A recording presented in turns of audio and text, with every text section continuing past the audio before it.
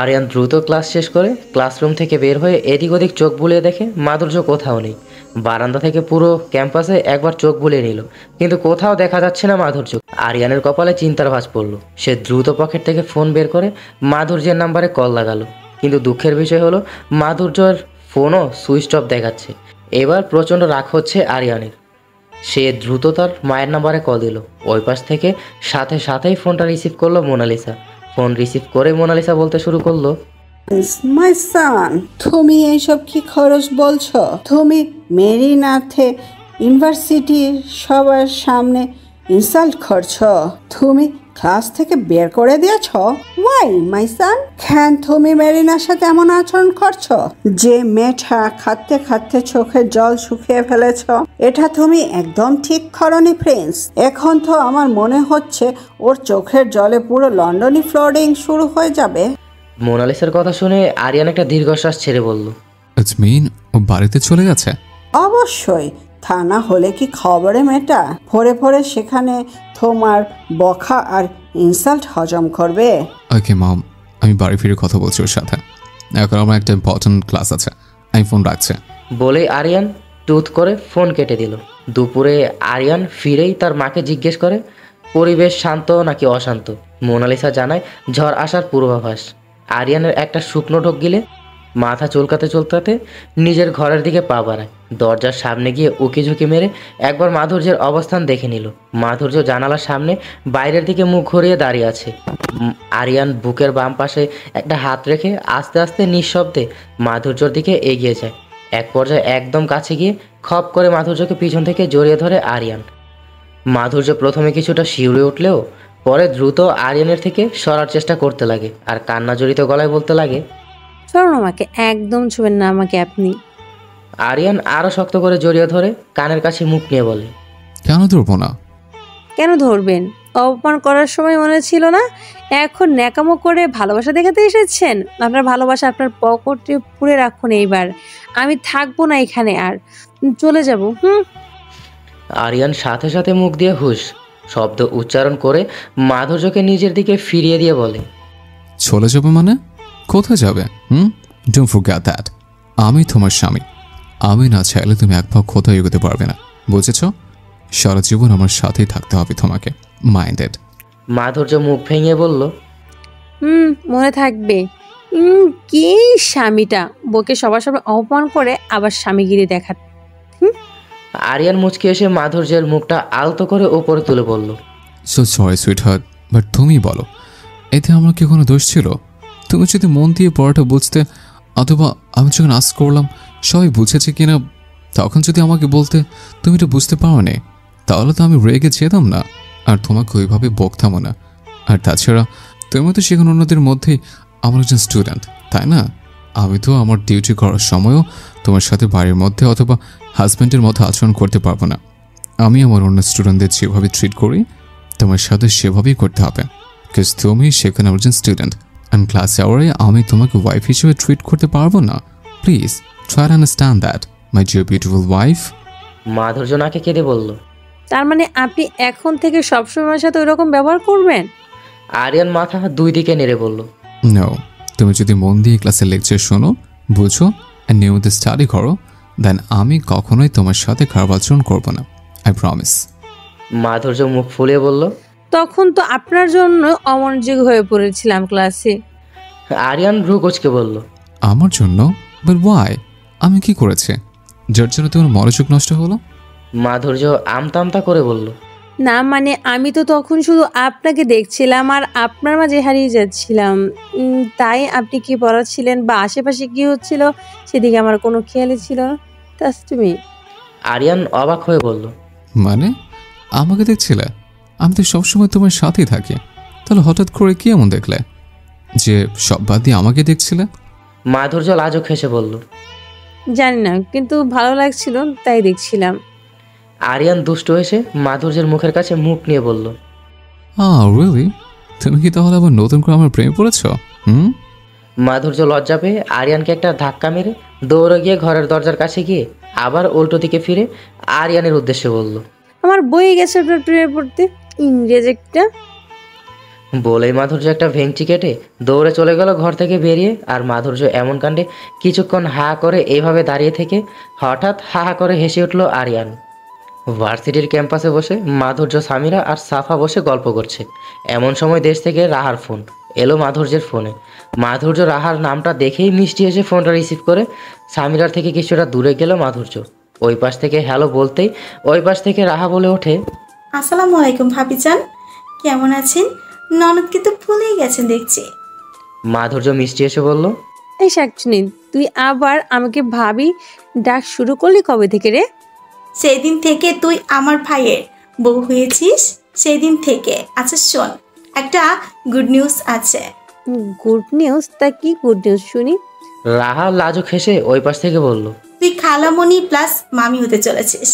মাধুর্য উত্তেজিত কণ্ঠে বলল, oh really? Oh my Allah, I am so happy for you my friend, congratulation. দারুণ একটা খবর দিলি দোস্ত। ধন্যবাদ, কিন্তু তোর কি খবর বলতো? তোর আর আমার বিয়ে তো মাত্র 1 সপ্তাহ আগে পর হয়েছে। তা তোর গুড নিউজটা কবে পাবো? মাধুর্য একটা দীর্ঘশ্বাস ছেড়ে বলল, আর বলিস না গুড নিউজের কথা, তোর ভাই তো মনে হচ্ছে আমাকে পড়ালেখা করাইতে করাইতে বুড়ি বানিয়ে ফেলবে। গুড নিউজ আসার সময় কই, সে আমায় হুমকি দিয়েছে যত যাই হোক না কেন পিএইচডি করে ডক্টরেট ডিগ্রি আমাকে হাসিল করতেই হবে। জীবন ঝালাপালা করে ফেলেছে তোর ইংলিশ ভাই আমাকে পড়াতে পড়াতে। যবে থেকে এই ভার্সিটিতে ভর্তি হয়েছি তবে থেকে ভার্সিটি তো তার পিসিউর আছেই, সেই সাথে বাড়িতেও আমার সারাক্ষণ তোর ভাইয়ের পিসিউর এর মধ্যেই থাকতে হয় রে বোন। তার ডিকশনারিতে মনে হয় স্টাডি আর পিসিউর ছাড়া কোনো কিছুই নেই আপাতত। রাহা ওই পাশ থেকে হুহা করে হেসে দিয়ে বলল, কেন রে, রোমান্সও কি নেই? আর রোমান্স? তোর ভাইয়ের রোমান্সের ঘরে এখন স্টাডি ঢুকে গেছে। ঠিক মতো পড়ালেখা করলে ভালোবাসা আর একটু এদিক ওদিক হলে ইচ্ছে মতো ঝাড়ি দেয়, বকা দেয়। তোর ভাইয়ের এখন অভ্যাসে পরিণত হয়ে গেছে মনে হচ্ছে। রাহা আবার হাসতে হাসতে বলল, ভালো ভালো শিক্ষিত হাজবেন্ডের বউ বলে কথা। অক্সফোর্ড ইউনিভার্সিটির একজন প্রফেসরের বউ হয়েছে, আর সে তোমাকে তার যোগ্য করে তুলবে। আসলে কি বলতো, আমি শুনেছি ব্রো ছোট থেকে খুব পড়ালেখা পাগল, আর পড়ালেখার ক্ষেত্রে সে অলওয়েজ খুব সিরিয়াস। পড়ালেখার প্রতি এতটা সিরিয়াস ছিল বলেই তো সে আজ এত বড় একটা ইউনিভার্সিটিতে দেশ বিদেশের এত এত শিক্ষার্থীদের পড়ানোর যোগ্যতাটা অর্জন করতে পেরেছে, তাই না? আর সেই জায়গায় তুই তো তার বউ, ভালোবাসার মানুষ। তোকে তো ব্রো তার সর্বোচ্চটা দিয়েই চাইবে তার মতো একটা উঁচু এবং অনারেবল পজিশনে নিয়ে যেতে, তাই না? তাই মন খারাপ করিস না, আর ব্রোয়ের উপর রাগও করিস না। সে যা করছে তোর ভালোর জন্যই তো করছে। নইলে তুই পড়ালেখা না করে ঘরে বসে থাকলেও কি তার কোনো ক্ষতি হবে নাকি, কোনো কিছুর কমতি পড়বে? কিন্তু তোকে তো সে জাস্ট একটা ভালো অবস্থানে দেখতে চায়। আমার ব্রোর সাথে কথা হয়েছে, তোকে ফোন করার আগেই ব্রোকে ফোন করেছিলাম, আর তোর কথা জিজ্ঞেস করতে সে সব খুলে বলো তোর ব্যাপারে। তুই নাকি তার প্রতি বিরক্ত হয়ে আছিস, সে তোর পড়াশোনা নিয়ে এত চিন্তা করে বলি, আর তোকে পড়ালেখার ব্যাপারে এত তাগিদ দেয় বলি। দেখ মাধুর্য, তুই ব্রোয়ের উপর এসব নিয়ে রাগ করে থাকিস না। ব্রো তোকে অনেক ভালোবাসে, আর সেই জন্যই তোর সব ব্যাপার নিয়ে সে একটু বেশি চিন্তিত থাকে। কিন্তু এগুলো তোর ভালোর জন্যই, বুঝলি? এতে তোর কোনো ক্ষতি নয়, বরং পুরোটাই লাভ। কজন পুরুষ আছে তার বউকে নিয়ে এতটা ভাবে, এতটা যত্ন করে নিজের বউকে, বলতো? সেই দিক থেকে তো তুই 1000 গুণ বেশি লাগে, যার কারণে তুই এমন একজনকে হাজবেন্ড হিসাবে, লাইফ পার্টনার হিসেবে পেয়েছিস। আমি কি বলছি বুঝতে পারছিস, নাকি আবার আমার উপর রাগ করছিস? মাধুর্য ওই পাশ থেকে মৃদু হেসে বলল, না রে, আমি বুঝতে পারছি, আর একদমই তোর উপর রাগ করিনি আমি। আরে হ্যাঁ, তোর ভাইয়ের সাথে আবার কথা বলে তাকেও বলে দিস তোর ভাবি তোর ভাইয়ের ওপর মাঝে মধ্যে একটু একটু রাগ অভিমান করলেও তার প্রতি কোনো বিরক্ত হয় না, বুঝেছিস? রাহা মিষ্টি এসে বলল, বুঝেছি বুঝেছি, একদম পারফেক্ট একজন ওয়াইফের মতো কথা বলছিস। সত্যি তুই শুধু না, বরং আমার ভাইটাও খুব লাকি তোর মতো একটা বউ পেয়ে। মাধুর্য হাসলো। এরপর আরও কিছুক্ষণ ওদের মধ্যে বিভিন্ন বিষয়ে কথাবার্তা হলো। আর ওইদিকে আরিয়ান অফিস রুমের জানালা থেকে মাধুর্যকে দেখছে। কথা শেষ করে মাধুর্য ফোনটা রেখে আবার সাফা সামিরের কাছে যেতেই ওরা জিজ্ঞেস করলো কার সাথে কথা বলছিল এতক্ষণ মাধুর্যের ওদেরকে রাহার কথা বলল। তারপর তিনজনে মিলে আবার ক্লাসের দিকে গেল। এটাই আজকে লাস্ট ক্লাস ওদের। ক্লাসে গিয়েই তিনজন একেবারে পিছনের সারি দিয়ে পাশাপাশি বসে পড়ল। তারপর টুকটাক কথা বলছে আর অপেক্ষা করছে শিক্ষকদের জন্য। এর মধ্যেই ওদের সামনে বসা দুইটা মেয়ের কিছু কথা কানে এলো মাধুর্যের। মেয়ে দুইজন আরিয়ানের ব্যাপারে কথা বলছে। মাধুর্য আর তার পাশের মেয়ে দুইটা কান খাড়া করে এবার শুনতে লাগলো মেয়ে দুইটা কি বলছে সেগুলো। মেয়ে দুইটার মধ্যে একজনের নাম জেনি আর একজনের নাম সোফিয়া। দুজনেই ব্রিটিশ। জেনি সোফিয়ার উদ্দেশ্যে বলল, How did Prince Arvind marry such an ordinary Bangladeshi girl? I have heard that many famous models also proposed marriage to Aryan, but he also rejected them. But what did Aryan see in this uncultured girl? Why did he marry this stupid girl? এবার Sophia বলল, I think she drove Aryan crazy with her body. But I am 100% sure that she slept in the same bed with Aryan before marriage. And this may be why Aryan is weak towards this girl and marries her. ওদের দুইজনের এই সব কথা শোনার পর এর বেশি আর কিছুই শোনার মতো সাহস বা শক্তি কোনোটাই যেন মাধুর্য পাচ্ছে না। সে দ্রুত সোজা হয়ে নিজের সিটের সাথে হেলান দিয়ে বসে চোখ বন্ধ করে বড় বড় শ্বাস নেওয়ার চেষ্টা করতে থাকে। শরীর থরথর করে কাঁপছে তার। এর আগেও ভার্সিটিতে অনেক মেয়েদের রোষের মুখে পড়েছে মাধুর্য। শুধুমাত্র সে একজন সাধারণ বাঙালি মেয়ে হয়েও আরিয়ান তাকে বিয়ে করার, কিন্তু তবুও সে সবসময় সেগুলোকে পাত্তা না দিয়েই চলার চেষ্টা করেছে। কিন্তু সে ভাবতেও পারেনি তাকে এত বাজে বাজে কথা শুনতে হবে। নিজেকে আর আরিয়ানকে নিয়ে এত বাজে কথা কিছুতেই মাধুর্য হজম হচ্ছে না। এদিকে মাধুর্যের অবস্থা দেখে সাফা আর সামিরা তাকে সান্ত্বনা দেওয়ার চেষ্টা করে, কিন্তু এমন পরিস্থিতিতে কি কারো শান্ত থাকা যায়? তবুও আরিয়ানের সম্মানের কথা ভেবেই সে নিজেকে যথেষ্ট শান্ত রাখার চেষ্টা করে। সোজা হয়ে বসে পানির বোতলটা থেকে এক চুমুক পানি খেয়ে নিল। তারপর ঠান্ডা মাথায় ভাবতে লাগলো কোনো রকম বাজে পরিস্থিতি তৈরি ছাড়াই কিভাবে জেনি আর সোফিয়াকে শায়েস্তা করা যায়, আর সেটা আরিয়ানও জানতে পারবে না। ওর ভাবনার মাঝেই ক্লাসে স্যার ঢুকলো, আর মাধুর্যের মাথাতেও একটা চমৎকার বুদ্ধি খেলে গেল, আর সেই বুদ্ধিতেই সে কাজ লেগে পড়লো। এদিকে স্যার ক্লাসে একটা বিষয়ে লেকচার দিচ্ছে, আর অন্যদিকে মাধুর্য তার কাজ চালিয়ে যাচ্ছে। সাফা আর সামিরা প্রথমে মাধুর্যকে বাধা দিতে চাইলেও পরে তারা এটা ভেবেই মজা পাচ্ছে যে ওদের মতো মেয়ের জন্য এইটাই ঠিক আছে। তাই লেকচার মন দেওয়ার ফাঁকে ফাঁকে তারাও মাধুর্যের কাজে সাহায্য করতে লাগলো। ক্লাস শেষে মাধুর্য আর সাফা সামিরা দ্রুত ক্লাস থেকে বের হয়ে গেল। ওইদিকে জেনি আর সোফিয়া বের হওয়ার জন্য সিট থেকে উঠতে নিলেই দুজনেই চুল টান খায়। দুজনেই নিজের মাথা হাত দিয়ে একসাথে আহ করে চিৎকার দিয়ে ওঠে। অন্যান্য মেয়েরাও আস্তে আস্তে ক্লাস থেকে বের হয়ে যাচ্ছিল। জেনির যেহেতু আজ শেষের দিকে ছিল তাই তারা সবার পিছনে পড়ে যায়। আর মাধুর্যরা তো শিক্ষক ক্লাস থেকে বের হতে দেরি, কিন্তু তাদের বের হতে দেরি হয়নি। জেনি আর সোফিয়া বুঝতে পারলো তাদের দুজনের চুলগুলোকে একসাথে গিট্টু দিয়ে দেওয়া হয়েছে, যার কারণে তারা লজ্জায় কাউকে ডাকতেও পারছে না আর কারো কাছে সাহায্যও চাইতে পারছে না। তবে তারা এইটুকু বুঝে গেছে যে তাদের পিছনে যেহেতু মাধুর্য আর তার বান্ধবী ছিল, তার মানে তারাই এই কাজটা করে গেছে। আর এই জন্যই ওরা শিক্ষক ক্লাস থেকে বের হওয়ার সাথে সাথেই ক্লাস থেকে বের হয়ে গেছে।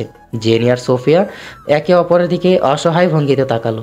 এরপর হঠাৎই জেনি তেতে উঠে বলল, I will not leave those girls. Sophia বলল, Not the girls, but the girl. I mean Marine. She did all this. She has grown very big fins. Let's go and break her wings now. What do you mean? I mean, let's go now and complain to Principal Sir about that girl. But how? How do we get out of this situation? Hey, this way we can show the principal directly what the girl did to us. In this way, sir will easily believe us and punish that girl. So hurry to the principal's room. Jenny আর Sophia অনেক কষ্টে এই অবস্থাতেই class থেকে বের হলো। দুজনে একেবারে গায়ে লাগালাগি করেই হাঁটছে, কারণ কেউ একটু আকপিছ হলেই দুজনের চুলেই মারাত্মকভাবে টান পড়ে।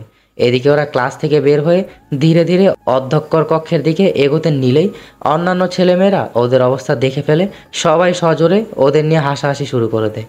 ওরা দুজন তো লজ্জায় আর রাগে ক্ষোভে পারে না সবাইকে ধরে ওদের মতো চুলে গিট্টু দিয়ে দিতে। আর মাধুর্যর প্রতি রাগ তো দুজনে উপচে উপচে পড়ছে। ওরা সব কিছু হজম করেও অধ্যক্ষের কক্ষের দিকে এগোতে থাকে, আর অনেক ছেলেমেয়েরাই তাদের টিজ করার জন্য তাদের পিছু পিছু যেতে লাগে। তারা এক একজন এক এক রকম কথা বলছে আর হাসছে জেনি এবং সোফিয়াকে নিয়ে। ওদের এমন হইচই আর শোরগোল শুনে অধ্যক্ষ সহ অন্যান্য সব শিক্ষক শিক্ষিকারা অফিস রুম থেকে বেরিয়ে আসে বাইরে কি চলছে দেখার জন্য। আরিয়ানও অফিসেই ছিল, আর মাধুর্য ওইদিকে আরিয়ানের গাড়ির সামনে বসে সাফা আর সামিরার সাথে আড্ডা দিচ্ছে আর আরিয়ানের জন্য অপেক্ষা করছে। যাই হোক, অন্যান্য শিক্ষক শিক্ষিকাদের সাথে আরিয়ানও বের হয়ে আসে অফিস রুম থেকে। ওরা সবাই বের হয়েই জেনি আর সোফিয়ার অবস্থা থেকে আরিয়ান আর অধ্যক্ষ বাদে অন্যান্য শিক্ষক শিক্ষিকারাও হাসাহাসি শুরু করে দেয় জেনি সোফিয়াকে নিয়ে। অধ্যক্ষর প্রথমে হাসি পেলেও তিনি নিজের ভাব গাম্ভীর্য ঠিক রাখার জন্য হাসিটাকে পেটের মধ্যেই গিলে নিয়ে পরিস্থিতি সামাল দেওয়ার জন্য সবাইকে ধমক দিয়ে থামিয়ে দেওয়ার চেষ্টা করে। কিন্তু অধ্যক্ষর কথায় কেউ তেমন একটা পাত্তা না দিয়ে হেসেই যাচ্ছে সবাই, যেন ওদেরকেও লাফিং গ্যাস খাইয়ে দিয়েছে। এবার বাধ্য হয়ে আরিয়ান পিছন থেকে বের হয়ে এসে সবার উদ্দেশ্যে একটা রাম ধমক দিতেই সবাই একেবারেই নিশ্চুপ হয়ে গেছে। শিক্ষার্থীরা থেমে যাওয়ায় শিক্ষিকারাও হাসি বন্ধ করে চুপ হয়ে যায়। ওইদিকে জেনি আর সোফিয়া লজ্জায় এবার কান্নায় করে দেয়। আরিয়ানও ওদের এই অবস্থা কিভাবে হলো জিজ্ঞেস করলে ওরা কেঁদে কেটে এলাকার সব ইনিভিনিয়েদের মাধুর্য আর তার সাথের মেয়েদের দুজনের নাম নালিশ করে। আরিয়ান রাগে দাঁত কিরমির করতে করতে মাধুর্যকে ফোন লাগায়। ওই পাশ থেকে মাধুর্য রিসিভ করে কিছু বলতে নিলেই আরিয়ান এক প্রকার হুঙ্কার দিয়ে মাধুর্যকে প্রিন্সিপাল অফিসের সামনে আসতে বলে, আর সেই সাথে তার বান্ধবীদেরও নিয়ে আসতে বলে। মাধুর্য প্রচুর ভয় পেয়ে যায়। মাধুর্য কারণ জিজ্ঞেস করলে আরিয়ান শুধু বলে কারণটা এখানে এলেই বুঝতে পারবে। এবার মাধুর্য প্রচণ্ড চিন্তায় পড়ে গেছে। কথায় আছে চোরের মন পুলিশ পুলিশ। এখন মাধুর্যের মনের অবস্থা একই, তবে এই মুহূর্তে মাধুর্যের নিজের চেয়ে বেশি সামিরা আর সাফাকে নিয়ে চিন্তা হচ্ছে। সে ভাবছে যদি তার কারণে শুধু শুধু সামিরা আর সাফাকে কোনো সমস্যায় পড়তে হয়। তবুও আরিয়ান যেহেতু বলেছে ওদের সাথে নিয়ে যেতে হবে, তাই বাধ্য হয়েই মাধুর্য সাফা আর সামিরাকে সাথে নিয়ে প্রিন্সিপাল অফিসের সামনে যায়। সেখানে গিয়ে প্রচুর ভিড় আর থমথমে পরিবেশ দেখে ওরা তিনজনেই অনেকটা ঘাবড়ে যায়। তিনজনের বুক ভরে নিঃশ্বাস নিয়ে নিজেদের একটু স্বাভাবিক করার চেষ্টা করে একসাথে ধীর পায়ে এগিয়ে যায় আরিয়ানদের সামনে। মাধুর্য চারিদিকে একবার চোখ বুলাতে বুলাতে দেখে সোফিয়া আর জেনিও এখানে দাঁড়ানো, আর এখনও তারা আগের অবস্থাতেই আছে। মাধুর্য ভয়টাই সত্যি হলো। এদিকে আরিয়ান মাধুর্যকে দেখে কিছুক্ষণ গম্ভীর দৃষ্টিতে ওর দিকে তাকিয়ে থেকে একটা দীর্ঘশ্বাস ছেড়ে প্রিন্সিপালের উদ্দেশ্যে বলল, Now the accused have come. You do what you have to do.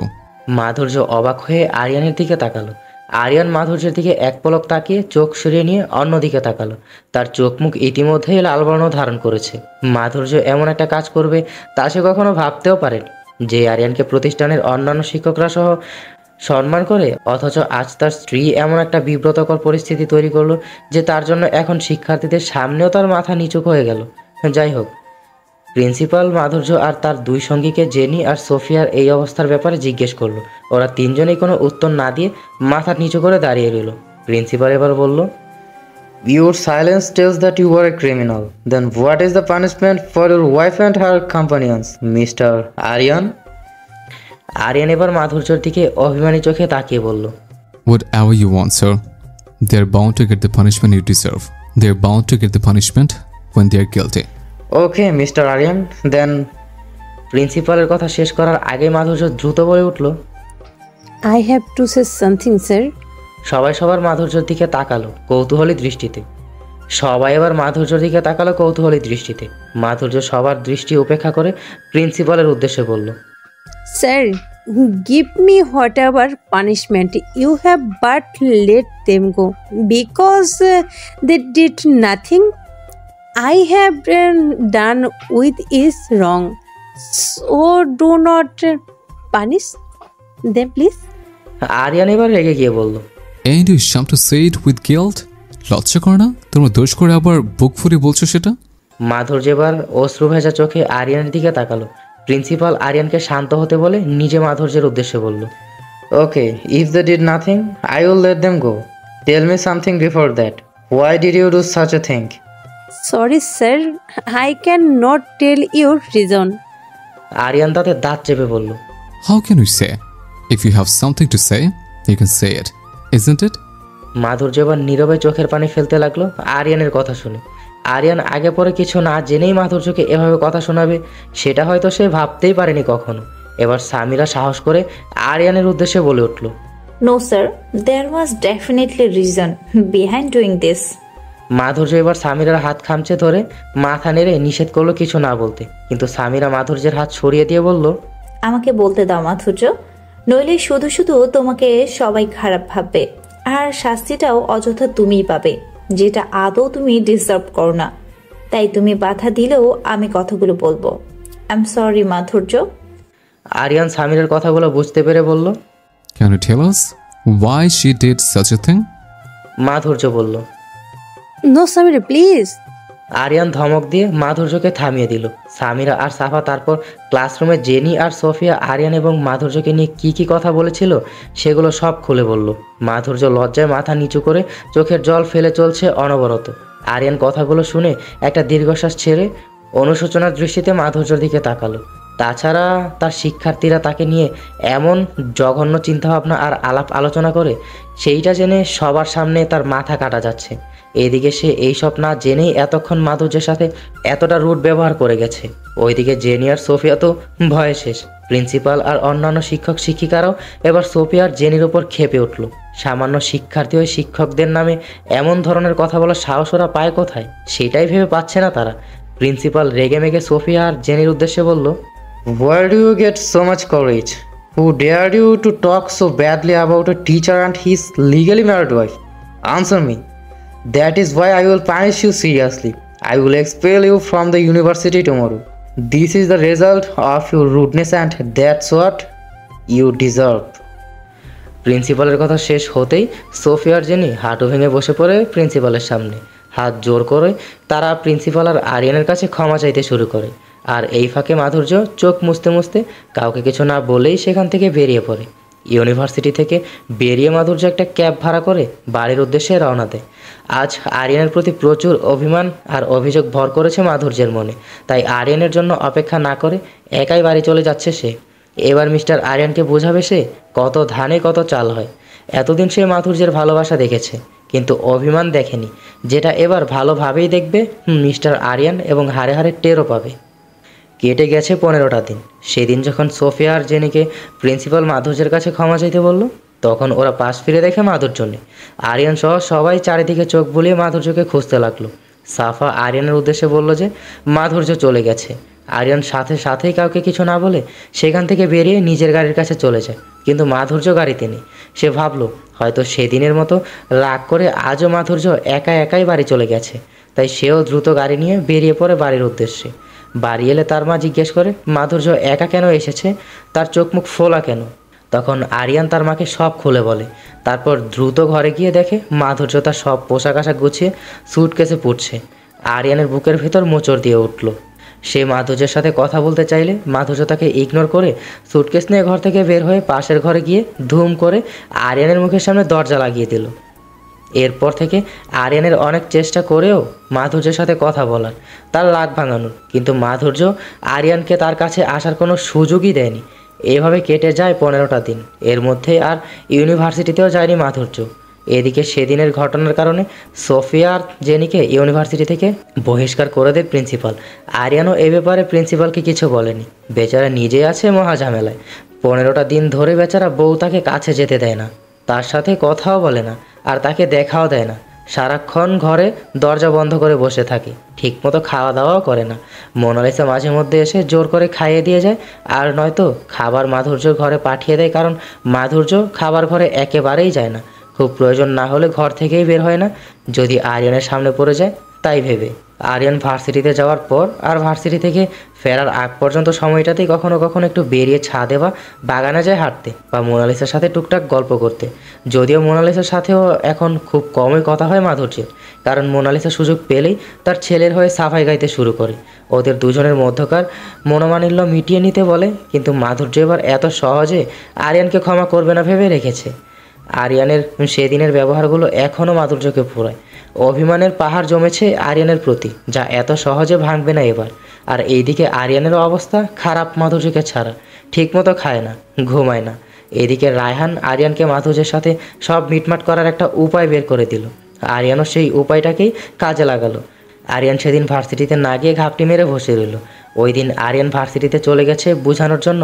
Aryan নিজের গাড়িটাকে তার মায়ের গাড়ির ড্রাইভারকে দিয়ে বাড়ির বাইরে পাঠিয়ে দেয়, যাতে গাড়ির শব্দ পেয়ে মাধুর্য ভাবে আরিয়ান বেরিয়ে গেছে। এদিকে মাধুর্য ভেবেছে আরিয়ানের হয়তো ভার্সিটিতে চলে গেছে। তাই কিছুক্ষণ পর মাধুর্য গোসল করে চুলগুলো ছেড়ে দিয়ে একটু রোদ পোহানোর জন্য ছাদে যাওয়ার জন্য বের হলো। ঘর থেকে বের হয়ে আরিয়ানের ঘরের সামনে যেতেই খপ করে আরিয়ান নিজের ঘরের দরজার ভিতর থেকে মাধুর্য হাত টান ধরে এক টানে মাধুর্যকে ঘরের ভিতরে নিয়ে বিছানাতে ফেলে দিয়েই দরজা লক করে দিল। এদিকে মাধুর্য প্রথমে প্রচণ্ড ভয় পেয়ে জোর একটা চিৎকার করলেও যখন আরিয়ানকে দেখতে পায় তখনই সে বোকা বনে যায়। বিছানা থেকে উঠেই সে বড় বড় চোখ করে ভূত দেখার মতো আরিয়ানের দিকে তাকিয়ে থাকে। আরিয়ান পরনে একটা তোয়ালে ছাড়া আর কিচ্ছুই নেই, মাথায় চুল থেকে টপ টপ করে পানি পড়ছে তার। সে এই অবস্থাতেই মাধুর্যর দিকে এগোচ্ছে, মুখে দুষ্ট হাসি নিয়ে। মাধুর্য এবার যেন হার্টবিট বন্ধ হয়ে যাওয়ার অবস্থা। আরিয়ান যে হঠাৎ করে এভাবে তাকে বোকা বানাবে সে ভাবতেও পারেনি। মাধুর্য আরিয়ানের দিকে জিজ্ঞাসু চোখে তাকিয়ে আছে। সে বুঝতে পারছে না আরিয়ান কি করতে চলেছে। এদিকে আরিয়ান মাধুর্যের একেবারে কাছে চলে আসতেই মাধুর্য দ্রুত চোখ নামিয়ে নিয়ে বিছানা থেকে উঠতে নিলেই আরিয়ান খপ করে মাধুর্যকে ধরে জোর করে আবার বিছানায় বসিয়ে দিয়ে তার সামনে নিজের হাঁটু গেড়ে বসে পড়ে। তারপর মাধুর্যের চোখের দিকে এক দৃষ্টিতে তাকিয়ে বোঝার চেষ্টা করতে থাকে কতটা অভিমান আর অভিযোগ জমেছে ওই চোখে তার জন্য। আর মাধুর্য দেখছে আরিয়ানের রক্তবর্ণ ধারণ করা চোখ দুটো, যেগুলো নোনা পানিতে ছলছল করছে। ছলো ছলো চোখে কিছুক্ষণ এক দৃষ্টিতে তাকিয়ে থেকে একসময় আরিয়ান ধরা গলায় বলে উঠল, এখনই কি আমার শাস্তির পরিমাণ শেষ হয়নি? আর কত শাস্তি দেবে আমায়? আমি মানছি, আমি সেদিন তোমার কথা না শুনে তোমায় ভুল বুঝেছিলাম, অনেক কথা শুনিয়েছিলাম, আমি ভুল করেছি, আর তার জন্য আমি অনুতপ্ত। আর যাদের জন্য আমাদের মধ্যে এই দূরত্ব তৈরি হয়েছে তারা সেদিনে তাদের কর্মের ফল পেয়ে গেছে। প্রিন্সিপাল তাদের ভার্সিটি থেকে বের করে দিয়েছে। তারাও তোমার কাছে ক্ষমা চাইতেও রাজি হয়েছিল, কিন্তু তুমি তো তারপর ভার্সিটিতে যাওই নি, তাই ওরা ওর ক্ষমা পায়নি। কিন্তু আমি তো একই বাড়িতে থেকেও এতদিন একবারের জন্য ক্ষমা চাওয়ার সুযোগটাই পেলাম না। কিন্তু বিশ্বাস করো, আমি অনেক চেষ্টা করেছি তোমার সাথে কথা বলার, কিন্তু কোনোভাবেই সুযোগ না পেয়ে আজ বাধ্য এভাবেই সুযোগ নিলাম। প্লিজ এবার ক্ষমা করে দাও, তোমাকে আমাদের ভবিষ্যৎ ছেলেমেয়ের দোহাই। মাধুর্য কি এবার কাঁদবে নাকি হাসবে ভেবে পাচ্ছে না। আরিয়ানের শেষের কথাটা শুনে মাধুর্যের কিছুটা লজ্জা লাগার পাশাপাশি হাসিও পেয়ে গেল, কিন্তু এত সহজে সে এবার গলতে চাইছে না। তাই সে কোনো রকমে নিজেকে সামলানোর জন্য এক প্রকার জোর করেই আরিয়ানের সামনে থেকে উঠে যেতে নিলে আরিয়ানও শক্ত করে আবার মাধুর্যকে চেপে ধরে। এই অবস্থায় মাধুর্য আরিয়ানের সাথে এক প্রকার ধস্তাধস্তি করতে গিয়ে এক পর্যায়ে মাধুর্যের হাতে টান খেয়ে আরিয়ানের পরনের তোয়ালে খুলে মাধুর্যের হাতে চলে আসে। আর হঠাৎ করে এমন একটা দুর্ঘটনা ঘটে যাওয়ায় মাধুর্য আর আরিয়ানের দুজনের দিকে তাকেই স্তব্ধ হয়ে যায়। আরিয়ান দ্রুত বিছানার চাদর টেনে নিয়ে গায়ে জড়িয়ে নেয়, আর মাধুর্য ধীরে ধীরে নিজের হাত ওপরের দিকে তুলে তোয়ালেটার দিকে একবার চোখ বুলিয়ে আ করে সজোরে এক চিৎকার দিয়েই তোয়ালেটা আরিয়ানের মুখে ছুঁড়ে মেরে উল্টো দিকে ঘুরে বলে, নিজের তোয়ালেটাও ঠিক মতো সামলাতে পারে না, ছি। আরিয়ান মুখ থেকে তোয়ালেটা সরিয়ে দুষ্টু এসে মাধুর্যের কানের কাছে মুখ নিয়ে এসে বলল, এখন থেকে না হয় তুমিই সামলে দিও, কিন্তু আমায় তুমি এটা বলো, তুমি ওই দিকে ঘুরে আছো কেন? যা দেখার তা তো দেখে নিয়েছ, তাহলে এখনো মুখ ঘুরিয়ে রেখে কী লাভ? মাধুর্য লজ্জায় এবার নিজের জিহ্বা কামড় দিয়ে ধরলো, মাথা নিচু করে ধীরে ধীরে আরিয়ানের দিকে ফিরে দাঁড়ালো। মুখে তার লজ্জার আভা, লজ্জায় আরিয়ানের দিকে তাকাতেই পারছে না সে। আরিয়ান মুচকি এসে নিজের গায়ে থাকা বিছানার চাদরের মধ্যে মাধুর্যকেও জড়িয়ে নিল। সব মান অভিমান দূরে ঢেলে আবার তারা দুজনকে কাছে টেনে নিল। ইংরেজ সাহেবের মুখে ফুটে উঠল বিজয়ের হাসি, আর তার বাঙালি বধূর মুখে সেই চিরচেনা লজ্জার রক্তিম আভা। 5 বছর পর বর্তমানে আরিয়ানের পরিবার বাংলাদেশে আছে। তবে এবার তাদের সাথে রয়েছে তাদের পরিবারের নতুন দুজন সদস্য, আরিয়ান আর মাধুর্যের টুইন বেবি প্রিন্স আশিয়ান এবং আরিশা আরিয়ান। এই 5 বছরে অবশ্য আরও কয়েকবার তারা বাংলাদেশে এসেছিল, তবে তখন বাচ্চা দুটো অনেক ছোট ছিল। আর এই 5 বছরে আরও অনেক কিছুই চেঞ্জ হয়েছে, যেমন আরিয়ান এখন বাংলাদেশি কালচার এবং ভাষা, খাবার দাবার অনেকটাই আয়ত্ত করে নিয়েছে। মাধুর্য নিজে দায়িত্ব নিয়ে আরিয়ানকে এসব শিখিয়েছে আর এইভাবেই অভ্যস্ত করে তুলেছে। তাই আরিয়ানও এখন বাংলাদেশের প্রতি অনেকটাই দুর্বল। সে তার শিকড়টাকে ভালোভাবেই চিনে নিয়েছে, আর সেই জন্য এখন সেও তার বাবার মতোই চায় তার ছেলেমেয়েরা যেখানেই থাকুক বা বড় হোক না কেন, তারা যেন তাদের শিকড়টাকে না ভুলে এবং অবহেলা না করে। এই জন্য আরিয়ান একটা সিদ্ধান্তও নিয়েছে, আর সেটা হলো তারা সবাই বছরে 6 মাস থাকবে লন্ডন আর 6 মাস থাকবে বাংলাদেশ। আর সেই জন্যই আরিয়ান বাংলাদেশে একটা প্রজেক্টও হাতে নিয়েছে, আর সেটা হলো আরিয়ান এখানে একটা বিশ্ববিদ্যালয় প্রতিষ্ঠা করবে এবং তার জন্য কাজও শুরু করে দিয়েছে সে অলরেডি। ওইদিকে লন্ডনে অক্সফোর্ড ইউনিভার্সিটির জবটাও সে অনেক আগেই ছেড়ে দিয়েছে, আর এখন সে নিজের বিজনেস করছে। মাধুর্য এর মধ্যে তার পিএইচডি কমপ্লিট করেছে। যাই হোক, দেশে এখন নবান্নের উৎসব চলছে পুরোদমে, শীত আসবো করছে। আশিয়ান আর আরিশা এবং রাহার মেয়ে রুহিকে একসাথে খাইয়ে ঘুম পাড়িয়ে দিয়ে মাধুর্য এবং রাহা ড্রয়িং রুমে বসে গল্প করছে, আর আরিয়ান ঘরে ল্যাপটপে একটা গুরুত্বপূর্ণ কাজ করছে। কাজ করতে করতে কিছুটা বোর হয়ে গিয়ে আরিয়ান ল্যাপটপ বন্ধ করে উঠে গিয়ে দরজার সামনে থেকে দাঁড়িয়ে মাধুর্যকে ডাকতে শুরু করে। মাধুর্য আরিয়ানের ডাক শুনে রাহাকে বলে, দেখ তোর ইংলিশ ভাই কিভাবে বাংলা গলা করে মাইকিং করছে, এত জোরে ডাকতেছে, হয় বলতো মনে হচ্ছে আমি কোথাও হারিয়ে গেছি আর উনি মাইকিং করে আমাকে খুঁজছে। সত্যি মাধুর্য, তুই এসব আজবি কথা কিভাবে যে বলিস? যা গিয়ে দেখ কেন ডাকছে তোকে ব্র, হয়তো কোনো প্রয়োজনে ডাকছে, গিয়ে দেখে আয়। যাচ্ছি বলেই মাধুর্য উঠে গিয়ে নিজেদের ঘরের দিকে যেতে লাগলো আর আরিয়ানের উদ্দেশ্যে বলতে লাগলো, আরে আসছি আমি, শুধু চেঁচিয়ে গলাটাকে ফাটা বাঁশের মতো করবেন না তো। মাধুর্যের কথা ঘরের সামনে থেকে শুনতে পেয়ে আরিয়ান চুপ হয়ে গেল। মাধুর্যকে ঘরের সামনে গিয়ে দেখে আরিয়ান দরজায় হেলান দিয়ে হাত দুটো ভাঁজ করে দাঁড়িয়ে আছে। মাধুর্যকে দেখেই ভ্রু কুচকে বলল আরিয়ান, আমি বাংলা গলা করে মাইকিং করি? আর কি যেন বলছিলে, আমার গলা ফাটাপাস, তাই তো? কই না তো, আমি আবার কখন বললাম এইসব? আপনি ভুল শুনছেন হয়তো। আরিয়ান সোজা হয়ে এবার ধীর পায়ে মাধুর্যর দিকে এগোতে লাগলো। মাধুর্য একটা শুকনো ঢোক গিলে আরিয়ানের থেকে বাঁচার জন্য মিথ্যে মিথ্যে অভিনয় করে আরিয়ানের পিছনের দিকে তাকিয়ে বলে উঠল, আরে মম, কিছু বলবেন? মাধুর্যের দুষ্টামির ফাঁদে পা দিয়ে আরিয়ানের পিছনের দিকে তাকায়, কিন্তু পেছনে কেউই নেই। আর সেই ফাঁকে মাধুর্য পালানোর চেষ্টা করেও ধরা খেয়ে যায়, কারণ আরিয়ান দ্রুত তার লম্বা হাত দিয়ে খপ করে মাধুর্যকে ধরে নেয়। মাধুর্য তো ধরা খেয়ে কাঁদো কাঁদো অবস্থা। সে ভাবছে না জানি আরিয়ান আবার কি করে বসে এখন। আরিয়ানও মেকি হেসে বলে উঠল, কি শোনো পাখি, পালিয়ে যাবে কোথায়? প্লিজ আরিয়ান, আমার ভুল হয়ে গেছে, এবারের মতো ক্ষমা করে দিন প্লিজ। এই ভর দুপুরে আপনার রোমান্টিক পানিশমেন্টগুলো দিবেন না। আরিয়ান দুষ্ট এসে বলল, কিছু বলো না, এরকম করলে হয়? তোমাকে ডেকেছি তো রোমান্টিক পানিশমেন্ট দেওয়ার জন্য। মানে আমি কি এমন দোষ করলাম আবার যার কারণে আপনি আমাকে এই ভর দুপুরে আপনার ওই সব সো কল রোমান্টিক পানিশমেন্ট দিতে ডেকে আনলেন? বারে, এই যে ভর দুপুরে নিজের এই সুইট কিউট অ্যান্ড হ্যান্ডসাম ভরটাকে একা ঘরে ফেলে রেখে অন্য একজনের সাথে গিয়ে বসে বসে গল্প করছো, এটা কি দোষের নয়? তোমার বড় বুঝি ভয় করো না একা ঘরে থাকতে? মাধুর্য চোখ জোড়া ছোট করে বলল, হয়েছে শেষ আপনার ড্রামাবাজি? এত ড্রামাবাজি কোথা থেকে শিখেছেন আপনি? আরিয়ান মুচকে এসে বলল, কেন তোমার থেকে? তুমি তো শিখেছো এসব, তুমিও ড্রামাবাজি করো আর আমিও করি। তবে পার্থক্যটা হলো তুমি আমার থেকে পালানোর জন্য ড্রামাবাজি করো আর আমি তোমার কাছে থাকার জন্য ড্রামাবাজি করি, বুঝলে বাঙালি বধূ? মাধুর্য মুচকে এসে বলল, বুঝেছি মিস্টার ইংরেজ সাহেব। তাহলে এবার পানিশমেন্টের জন্য তৈরি হও। মাধুর্য নাক ফুলিয়ে নেকা কণ্ঠে বলল, না না বললে শুনছি না।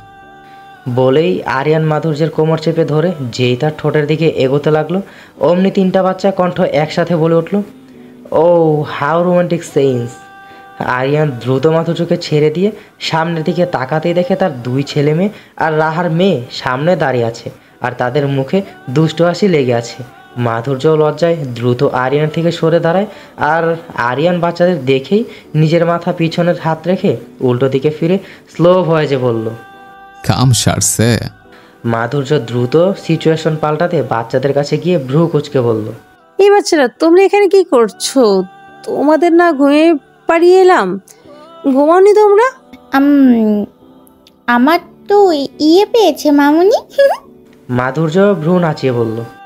মানে গিয়ে ইয়ে মানে আসলে আমি ভুলে গেছি মামুনি, পরে মনে করে বলবো। হ্যাঁ বলেই রবি পেছন ঘুরে দিল এক দৌড়, আর সেই সাথে সাথে আরিশান আর আরিশাও দৌড় লাগালো রবির পেছন পেছন। আসলে মাধুর্য যখন ঘুম পাড়িয়ে আসে তখন তারা তিনজনেই প্ল্যান করে ঘুম ভান ধরে থাকে, আর মাধুর্য ওদের ঘর থেকে চলে গেলেই তিনটা মিলে চুপি চুপি বাড়ির পেছনে দরজা দিয়ে বেরিয়ে বাগানে চলে যায় খেলার জন্য। খেলতে খেলতে এক পর্যায়ে তিনজন আবার নিজেদের ঘর থেকে খেলনা নিতে এসেই দেখে সামনে মাধুর্য আর আরিয়ানকে। যাই হোক, ওরা উল্টো দিকে দৌড় দিলে মাধুর্য ওদের পিছন ছুটতে নিলে আরিয়ান খপ করে আবার মাধুর্যকে পিছন থেকে দৌড়ে ফেলে আর বলে, শুধু শুধু ওদের পিছনে দৌড়িয়ে নিজের এনার্জি নষ্ট করো না তো বউ, তার চেয়ে বরং ওদেরকে ওদের কাজ করতে দাও, আমরা আমাদের কাজ করি, চলো। বলেই আরিয়ান মাধুর্যকে কোলে তুলে নিয়ে ঘরের দিকে হাঁটা দিল, আর মাধুর্য তার থেকে বাঁচার জন্য নানা বাহানা করতে লাগলো। কিন্তু কাজের কাজ কিছুই হলো না, বরং আরিয়ানের কাছে আত্মসমর্পণ করতে হলো তাকে। এই গল্পের কাহিনী, চরিত্র এবং সময় কাল্পনিক, তাই কোনো রকম ভুল ত্রুটি হলে ক্ষমাসুলভ দৃষ্টিতে দেখবেন। যারা এত দিন কষ্ট করে সময় নিয়ে গল্পটি দেখেছেন তাদের অনেক ধন্যবাদ। ইনশাল্লাহ নতুন কোনো গল্প নিয়ে হাজির হওয়ার চেষ্টা করব। আর প্লিজ গল্পটা কেমন হলো কমেন্ট করে জানাতে ভুলবেন না। ধন্যবাদ।